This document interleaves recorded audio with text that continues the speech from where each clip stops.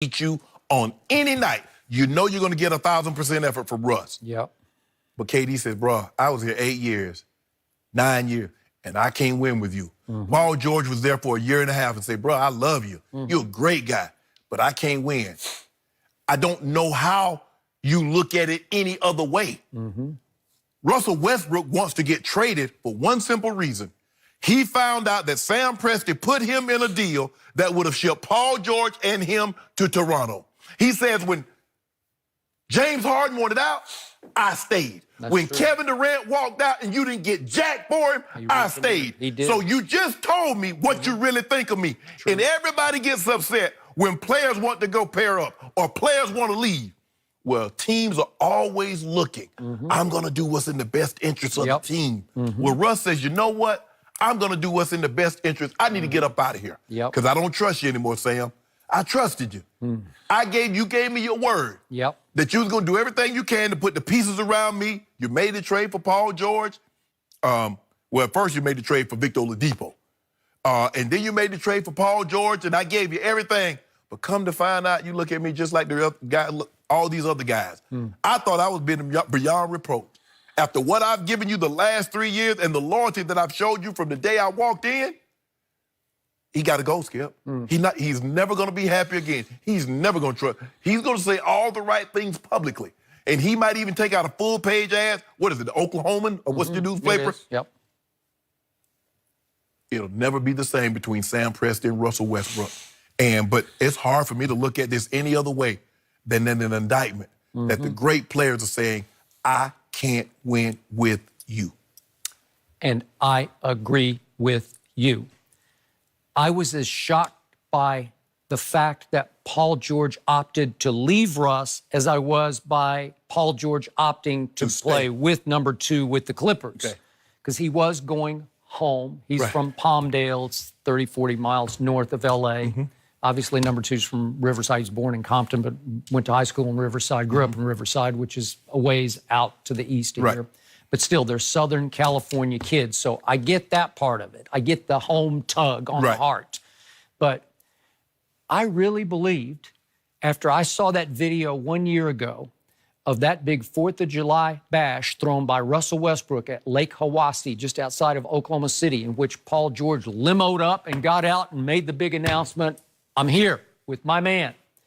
I thought that Russell had, till death do them part, found his co-star, who gladly deferred to Russ and did the dirty work for Russ, which was all the defensive work. He led the league in steals. I think he led in deflections also. He did. And he had a hellacious year. He had his best year. Paul George did everything. Most points, 28 a game. Most rebounds, as you point out, 8. Most assists in his career, 4. 2.2 steals, PER career high, win shares career high, 39% from 3. He made the most threes and attempted the most threes in his career, so it wasn't like he was getting shortchanged on the shots. He took the most field goal attempts in his career and made the most, so he was getting shots. He was playing at an extremely high level on defense, and guess what? They won 1 playoff game. One. And I think he sat back and went Kevin Durant and decided, you know what? I just don't know if I'm ever going to be able to win a playoff series, or let alone a championship with that guy as the principal primary decision maker. You're absolutely right. And I believe 2 things can always be true. I believe that Kevin Durant and Paul George really, really like Russell as a person. I agree. But I believe they came to the realization, I might like you as a person, but as a ball player, I do not believe with the style of play that you exhibit, I don't believe I can win a championship like that. Because that's what they said. The man just signed a 4-year contract last year. And 1 year into that contract, he goes and tells Sam Presti, trade me to the Clippers. Get whatever you can, and I don't want, hey, we're going to keep this hush. We're not going to make us think about it, but I want out. How does Russ look at it any other way? So if I'm Jerry West on Tuesday in my first meeting with number 2, and he says, you got to go get me a co-star. How about Paul George? If I'm Jerry West, I'm saying, I can't. He just signed. He's Russ's guy, right? Number 2 says, let me work on that. Let me see if I can open that door for you. And he got that flip phone. He got that flip phone out. You know, Kawhi got a flip phone. flipped it out. And Yep. Bing, bing, bing, bing, bing. Yep. Can you text off a flip phone? I guess you still can. I guess, I don't Takes know. a long time. You have to do All that. three, You yeah. have to do it. I mean, think about that, Skip. Yeah. And so Russ went to bed.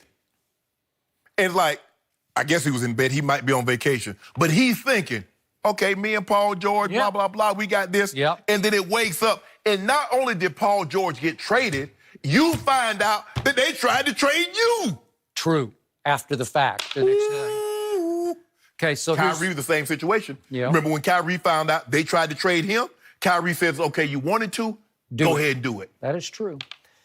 So, bottom line on Russell Westbrook, I always tell you, I love to watch him. I do. In fact, I love to watch him as much as I love to watch anybody play in this league. But I wouldn't want to play with him. And I love how hard he plays, but I'm still convinced, and you've made this point back to me, he's playing for his brand and his stats more than for winning, because I think he's a little more interested in starring than winning. He wants to be the MVP. Right. He wants to triple-double every year, to average the triple-double. Right. And he just keeps pulling it off to his glory at the expense of team glory. Not that I'm not saying he doesn't want to win. He just wants to star a little bit more than he wants to win. Yes. And when you're the point guard and that is your basic bottom line Right. psyche mentality, you're going to have a hard time. It's going to be hard to win with him or play with him. Yes. Right? I just believe, Skip, there's a difference between playing hard and playing smart. I believe he plays smart, plays hard 1,000% of the time. I don't believe he always plays smart. You don't come down and jack up shots if you got a 3-4 point lead and you're jacking up shots with 18 seconds on the shot clock. And he will do that.